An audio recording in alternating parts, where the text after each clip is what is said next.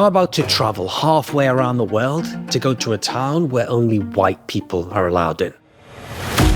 The powers that be don't like to call us a town. What do they call it? A problem. This is Kleinfontein, a South African community where white Afrikaners can live in isolation without any other races. How is something like apartheid covered in that history? I think that's a dangerous question. People living here say they're a persecuted minority fighting to survive, People have been trying to shut my people down ever since we got here. while others call them a grave danger to democracy. I've been given rare access inside this gated community to see what life is really like in a place that seems to have rejected the end of apartheid. With its existence under threat, I want to find out why Kleinfontein even exists. Is this about preserving culture, or is it straight up racism? Welcome to Zandland. This is human.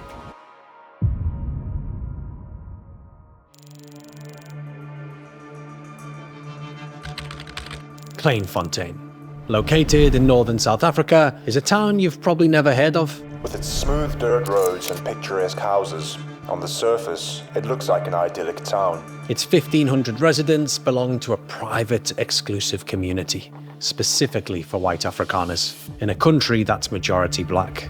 It's attracted criticism from politicians, and it's made headlines around the world.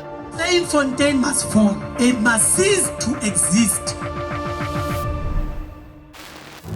Until the 1990s, an ethnically divided society was the way of life for all South Africans, forced to live under a system of institutionalized racial segregation.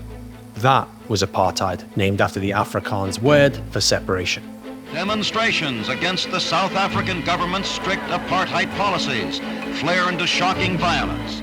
After decades of economic and social inequality, apartheid fell, and in its place, the dream of a rainbow nation. You probably know all this, and that not everyone welcomed the new South Africa. Some Afrikaners, including those with deep ties to the old regime, chose a very different path. They built separatist communities, some of which became the fastest growing towns in the whole of South Africa. And as those communities grew, so did the criticism, putting the town's future at risk. They are not prepared to be part of an integrated and united South Africa. I've been given rare access into Kleinfontein, to its guarded traditions, its people, and the quiet tensions that shape its very existence. Ben Geldenhuys is Kleinfontein's spokesperson, and he's agreed to show me the town, to experience a world few outsiders ever get to see. Is this it? Some pretty serious security, isn't it? Yeah. Oh wow, you are extremely tall. Well, nice to properly meet you, Ben. Yes. It's quite a facility, isn't it? It's massive. Is it officially a town, or? We like to think so, but that's a political question that I don't like answering. We call it a town. The powers that be don't like to call us a town. What do they call it? A problem. These are your friends? Yeah, those are my two sons. Oh, your two sons, Yeah, okay. My bodyguards. Nice, they are quite intimidating. How are you doing, guys? Nice to meet you, I'm Ben. Benny. What's it like living in Kleinfontein? It's a good atmosphere. Yeah. So it's very nice. Well, should we crack on? Let's do it. Let's do it. Okie smoky. So to kick it all off, I've been invited to a potjie. It's not just a meal, but a celebration of Afrikaans tradition. The dish traces its roots to the 17th century in the Netherlands, much like the Afrikaners themselves. We do take religion very seriously. Through Jesus and through prayer, we kind of take on the world. Ons almagtige Hemelse Vader, baie dankie vir hierdie geleentheid vir ons om bymekaar te wees. That is the world's largest sausage, isn't it? No, it's actually quite small. Wow. It's just a taster. If I wanted to join Kleinfontein, how does the actual process work? So you need to apply to come and live here, and you need to ascribe to the principles of the Afrikaner people. So in order to do that, we need to have people here that feel like that. So you said if you were to come here, I don't think you would fit in, quite honestly, and you would probably not be allowed in. You've got another culture and you've got that. So we welcome you as a visitor, but it's not a white thing. Does that mean if I was like, I like sausages, I can I love community, maybe I'm a Christian, I learn the Afrikaans language. Would that mean I could potentially join, or do I have to have kind of been born and brought up? So can I become a Persian? It's not a quick and easy answer. It's a serious bit of land, isn't it? So how big did you say it was? It's 900 hectares. 900 hectares, so it's 1,800 football fields. Yeah. And what do the neighbours think? We don't have hassles with the neighbors. We don't bother them. In actual fact, I'm quite interested in other cultures. That's why when I Googled you, I didn't only go and watch your videos. I wanted to understand who you are. And for me, that was looking, where do you come from? And that's how I ended up deciding that you're a prince of Persia. All right, so just to step out for a minute. This is the second time these guys have brought up my Persian heritage. They'd somehow managed to find out that my great-great-great-grandfather was apparently the king of Iran, which does indeed make me the Prince of Persia. But more importantly, culture and heritage are a major deal to these guys. They kind of use it as a test to see whether you're part of their group. All people are kind of like an onion. There are many layers to us. My first and important layer is that I'm a Christian. First of all, then I'm an Afrikaner boer. Second of all, and I live in Africa. I can't see myself living in Europe or in America. This is where we belong. How would you feel if one of your sons married a woman who was black or Middle Eastern? Does that feel like the kind of culture is diluting and disappearing? Each man is his own man. He can make his own decisions, but it will not fit in with the lifestyle we've got. I don't think you understand the old ways of the people living together. Mm-hmm. There was nothing wrong 200-300 years ago that Germans lived by themselves or the Franks lived by themselves. But now it's a problem because somebody decided, no, multiculturalism is the way to go. Yeah, but then I guess that was decided because of the fact that countries started going to other countries. For example, the Dutch came to South Africa, so it became very difficult to avoid other cultures. So I guess then the question is, what do you do about that? So the people who want to integrate, let them integrate. And the people who don't want to, don't let them. Mm-hmm. If you want to be a Christian, be a Christian. But don't force yourself onto other people. I think that's where the problem comes in. Like, how does that then work on a broader scale around the world? Do you think that would be a better structure? I don't care. I want to live here and be left alone and live my good life. Raise my children, protect my family. On the surface, Ben and I seem to share similarities. You know, we both cared about our families and our communities, but we have very different visions of the world. Ben wanted to show me how these worlds are pretty different from day one. So he took me to Kleinfontein's kindergarten to meet Colleen, one of the teachers. Nice to meet you, Colleen. You too. Welcome. Ons is almal Ben. Is jullie allemaal Ben? Ach nee man. Dit maak dit maklik. I suppose, eh? I'm doing this to stop the ticks. Do you have ticks? We do. Okay, well this is the anti-tick device. You're in the bush, my friend. Exactly. And I'm not used to the bush. This is the kindergarten. This is the kindergarten, yes. Okay. How many kids are here? There's 16 kids at the moment in total. Obviously there's no kiddies today because it's a Saturday today. And it's Easter. It's Easter weekend. And I guess it's exclusively Afrikaans. So if I was to come and actually just had a son who's now 10 months old. Oh, congratulations. He's like British, Iranian, Chinese. He probably couldn't come here, could he? If you are looking to expand your child's knowledge and grow him a little bit in the Afrikaans culture, I mean, if that's what we teach here. Could you come if you went Afrikaans? I would say you need to have a bit of a command of the Afrikaans language. The question to the parents is then going to be, if they are putting their child into a school that's just Afrikaans, you need to sort of take the consequences that come with that. I'm guessing you don't currently have anybody who's not Afrikaans. No, Yeah. No, we don't.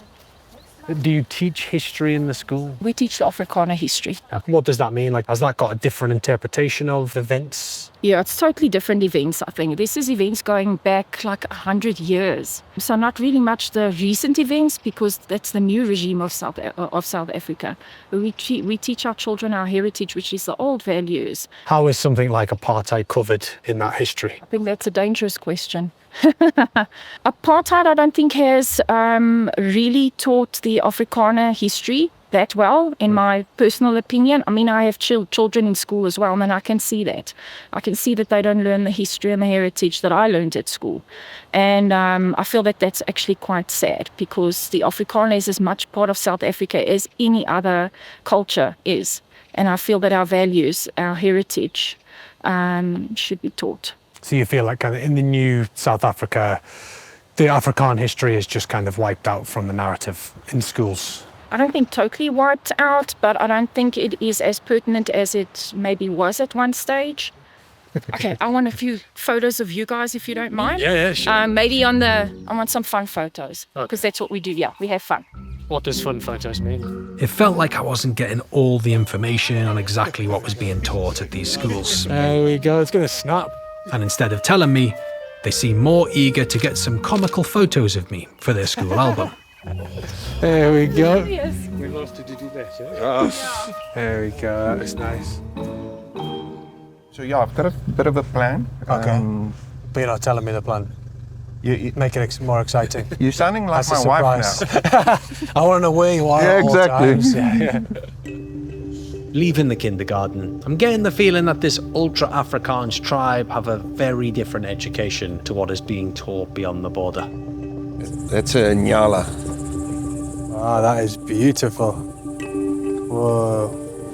Unlike here in Kleinfontein, most South Africans grow up learning about apartheid and its system of baskap or bossship, where dozens of laws ensured the social, political and economic domination of the white minority. Under this system, white South Africans earn 10 times that of their black counterparts. And although that gap has more than halved in recent years, South Africa still has the highest income inequality in the world. So what did you do for work? I used to be a financial advisor who's got a few businesses. My sons are running the businesses now. Semi-retired. I wanted to ask Ben about that economic legacy. How do you account for a previous society leading specific individuals to have more economic privilege? It's a cultural thing. Why do Jewish people everywhere in the world where they go, they become successful? Why is that? What's the kind of broader implications of that, though, that certain people don't have the kind of ability to generate that wealth? This is not a racist thing, if that's what you're pushing now. I mean, this is just an interesting topic. What you actually do when wealth has been accumulated in a specific ethnic group to then push the country forward, because there'll always be some kind of resentment if one certain You sound a lot like person Hitler now. How do I sound like Hitler? Hitler said the Jews got too much money, let's kill all of them. I'm not sure that's what I said. Okay, but it comes down to it. I can't believe you called me Adolf Hitler. What are your views on Nelson Mandela? If you switch off the camera, I'll tell you. As you might have guessed, he didn't think much of the man credited with ending apartheid rule. Is this anything to do with Afrikaner culture, or you just want to see me on a horse? You've been stealing my whole day. I just want to have some fun on You this want day to as see well. me break my leg. Okay. You got the socks for it. Horses to me. Those look like racing Exactly. socks. Okay. Put your body on top. Yay, Yes, woohoo! Yeah, horses to me are like cars with brains. I mean, is this interesting, Ben? Like, are you enjoying watching me? I must say, it's really royal to sit like this on exactly. a horse. Yeah. I am the Prince of Persia, finally. Oh, this is nice. What a nice experience. We should just keep doing this for the next few hours. I'm happy to get down now, by the way, if you want me to. The Kleinfontein residents would probably call themselves a tribe. I also have a tribe. And the good news is, you don't have to be one specific race to join it. It's completely non-exclusive, and I actively want you to join it and be part of it, and it's called Zandland, the world's greatest documentary company, with the world's greatest host, Ben Zand. So join Zandland if you want to find out about the world, step into people's shoes you wouldn't otherwise get to do so. If you want a ticket to some of the craziest places on earth, if you want to see me completely naked. Take my clothes off, then walk quite a long distance, and then there's a big crowd of people. Take it off like a band-aid. Oh no, that's for the OnlyFans. So yeah, please join Zandland. We're going to make a film every single month, which is absolutely nuts. So join the club. You can be a Zandlander. Welcome. Okay, so where are we off now? We're going to talk to one of the founders. So we're going to meet one of the founders of Kleinfontein. This guy was one of 3 people who purchased the land about 30 years ago, actually before apartheid. I think it's that guy right there in this area, which is interesting because these 2 statues that we're seeing are actually very controversial. On the right is Paul Kruger, the 5th president of South Africa and a man known as the face of the Boer. He's a controversial figure. On the left is Hendrik Verwoerd, known as the father of apartheid. Kleinfontein acquired this statue from a town who no longer wanted to be reminded of South Africa's ugly past. Beside both of them is this guy, Jan Grunewald. During apartheid, he was the deputy leader of the ultra-nationalistic party, the AWB. The reason I'm meeting him today is that he's one of the guys who later went on to found Kleinfontein. I guess explain to me, obviously we're standing in Kleinfontein. You bought the land initially. What was the ambition? We're here to promote and preserve our own culture, to preserve our form of religious and also ensure the upbringing of our children in accordance with our traditions. Mm-hmm. And we believe that the solution for South Africa is that the other cultural groups should also try to be all more self-sufficient. Because people will look at the town and some people will think, okay, it's a whites-only town. It's based on culture, it's Afrikaans culture, but inherently that means white Afrikaans. There's kind of no... So we have always, as Afrikaners or Boer people, have had a very good relationship with the other ethnic groups in South Africa. And we want to maintain that. And South Africa is the only country in the world where the large majority is protected against the small minority. So race, even mixed race, is a reality. I think it's wrong to deny your racial heritage. I guess a few people would see this statue and think, oh God, this is a town that is supportive of apartheid because this is the guy who was known to be the father of it. Is that correct? That is not correct. We honor, all our leaders in the past because Dr. Root was an intellectual giant and he was also a man of integrity. He was honest. There's no better example in the whole history of the world where such a few people did so much for so many and the Afrikaans-speaking people did for the black ethnic groups in South Africa. During apartheid? During apartheid. We established universities and schools and health centers, transport. You can ask any black leader that the situation for them was better then than it is now. Because... Do you think the kind of general population of the country would say the same thing? That kind of life was better for black people under apartheid? I don't think so, because people aren't informed. Jan made a lot of claims that just don't add up. But they all pointed towards a yearning for a past that was no more. One where white Afrikaners have the power and the rest don't. Ben had offered to show me the rest of Kleinfontein, and I wanted to ask him about the future. I guess, what is the future? What are you kind of hoping for? I think the dispensation within the whole South Africa should actually change. There should be some kind of federal state with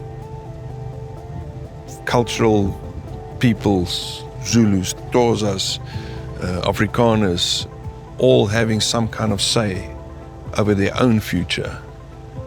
And does that practically mean kind of like ethno-states? You'll have like the Afrikaner state, you'll have the Zulu state, and people won't be allowed to live in each other's like... What we're doing now in South Africa is not working. It causes more tension, it causes more bad than good. Does it not feel semi-kind of race-oriented, creating communities based on ethnicity, culture, and inevitably race in some way? There's a big difference between doing something race-based and doing something cultural-based, a cultural people. There is a big difference in that. The idea of subdividing South Africa based on race and culture isn't new. It was the foundation of the apartheid system. Bantustans, or territories, were created on the basis of ethnicity, were a key part of apartheid. As you can see all around you, this housing scheme, which now houses more than 30,000 urban Bantu who work in Pretoria, was a bare plain a mere 4 years ago. From 1960 to 1983, more than 3.5 million black South Africans were forcibly relocated, many to these Bantustans, where overcrowding and poverty were rife. This tribal, segregated idea didn't create a utopia for everyone, it created the exact opposite. But Ben and the ultra-nationalist Afrikaners of Kleinfontein clearly have very different memories. Yeah, I think the whole multiracial integration, forced integration thing's been tried so many times in history, so many times it failed. Yeah, where do I fit in all this kind of anti-multiculturalism? I'm a mixed race dude, multicultural kind of guy by my existence. My son is Iranian, Chinese, English, Scottish and Irish. What the hell is that? Where does he fit? Is he going to have a little community? But I don't think the world is one size fits all. So if that works for you, it works for you. Well, I have no choice. It just is me, isn't it? Okay, so this works for me. But so we could never live side by side, even though we're both called Ben, have the same, you know, banter. That's a naughty question. We both like biltong. Yeah. Should we be forced to live together? But I guess, practically speaking, we actually couldn't live together because I couldn't live here, because I couldn't live in But does it mean that I can't have respect for you? Yeah. No. The fact that I love my children, does it mean I hate yours? Hopefully not. Do you think there'll ever be a time again where you have a black neighbour? If I move out of Kleinfontein, yes. Do you see that happening? I don't think I'll move out of Kleinfontein. Specifically to avoid that multicultural kind of No, society. I feel at home here. So I can't actually complain about how I was treated when I was in Kleinfontein. You know, they fed me, they joked with me, and they were nice. But the truth is, someone like me will only ever be a guest in a town like that. To them, there's a very small us, which is white Christian Afrikaners, and a very big them, which is absolutely everyone else. It's basically their tribe versus the world, and I cannot help but feel very uncomfortable about that dynamic. Humans are tribal beings. It's a fact that we like to be around people who are just like us. But it's also a fact that cultures and different people can and do get along. We're not all out to destroy each other. I'm a literal example of that fact. Conflict isn't caused by multiple tribes mixing together. It's caused when one of them decides they're better than everyone else. All right, thank you for watching. This is the first episode of many. We're going to be releasing new episodes every single month, and we're trying to create a proper community here, a community of Zandlanders who are fascinated with the human experience and who just want to try and understand the world in a different way. We've got a Patreon that you can subscribe to for exclusive content. The link to that is in the description below. Follow us on Instagram, wherever the hell you use the internet, please follow us there and just support us, because this is going to be great. We're going to change the world one documentary at a time. Thank you so much. Mic drop.